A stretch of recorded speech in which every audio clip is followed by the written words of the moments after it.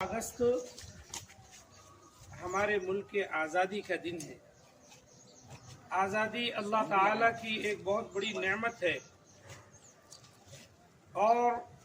غلامی کی زنجیر میں جو لوگ بندھے رہتے ہیں ایسی قومیں کبھی بھی ترقی نہیں کر سکتی دنیا کے اندر۔ ہمارے ملک کے واشی بڑے امن و امان کے ساتھ رہ رہے تھے، اسی دوران انگریز جو کہ عیار تھے، مکار تھے، تجارت کی غرض سے اس ملک کے اندر داخل ہوئے، اور انہوں نے ایسٹ انڈیا کمپنی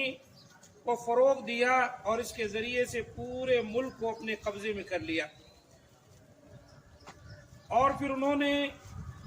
ہندوستان میں رہنے والے تمام لوگوں کو بندی بنا لیا، غلام بنا لیا، اور طرح طرح کا ظلم ان پر ڈھاتے رہے۔ اور پھر ایسا ہوا تو ان کے خلاف لڑائی ضروری ہو گئی۔ اس وقت کے بڑے بڑے علماء اور بڑے بڑے فقہاء، تمام طبقات کے مذاہب کے لوگ اس سلسلے میں کھڑے ہوئے اور ان سے مقابلہ کیا، جس میں ہندو سماج کے لوگ بھی تھے، مسلمان بھی تھے، سکھ بھی تھے، عیسائی بھی تھے، تمام نے برابر کا حصہ لیا۔ اور اس طرح 15 اگست 1947 کو یہ ہمارا ملک آزاد ہوا۔ آزادی کے بعد آج یہ 77ویں جو آزادی کی خوشی ہے، جشن ہے، اس میں ہم کھڑے ہوئے ہیں، اور پورا ملک یہ جشن منا رہا ہے۔ لیکن افسوس کا مقام یہ ہے کہ آج اسکولوں میں، کالجوں میں اور جگہ جگہ پر جب جنگ آزادی کا ذکر کیا جاتا ہے تو وہاں خاص طبقات سے متعلقہ چند لوگوں کا ذکر کیا جاتا ہے۔ لوگ یہ بھول جاتے ہیں کہ مسلمانوں کا بھی جنگ آزادی میں بہت بڑا حصہ ہے۔ مسلمانوں کے تعلق سے تارا چند ایک مورخ ہے، انہوں نے ایک کتاب لکھی اور اس کے اندر جناب پنڈت جواہر لال نہرو جو پہلے وزیر اعظم تھے، ان کا انہوں نے قلم بند کیا اس بات کو،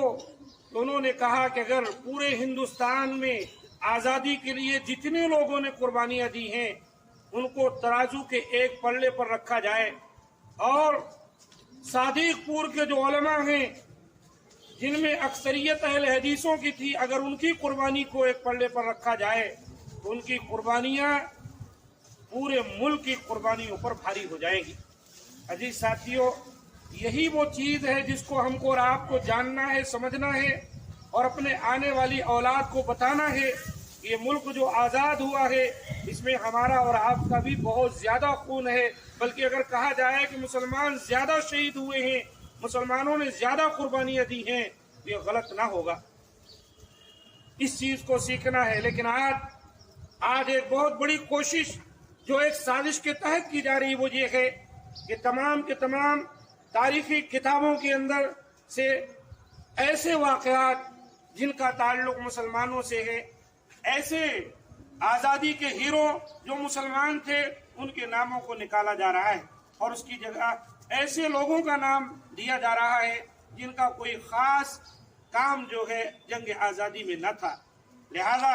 اس بات کی بھی ضرورت ہے کہ ہم کتابوں سے اچھی طرح جنگ آزادی میں ہمارے جو کچھ شہداء تھے ان کا نام لکھیں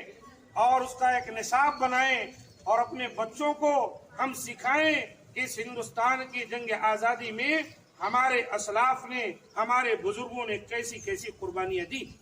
یہ تمام ہمارے وہ بزرگ ہیں، وہ بڑے ہیں جنہوں نے سب سے پہلے تاڑ لیا تھا کہ انگریز یہاں پر تجارت کرنے نہیں بلکہ تجارت کے بھیس کے اندر یہ ہم کو اور آپ کو غلام بنانے کے لیے آیا ہوا ہے، اور انہوں نے ان سے مقابلہ کیا اور الحمدللہ یہ ملک آزاد ہوا۔ لیکن اب آزادی کے بعد ایک خاص طبقے کی طرف سے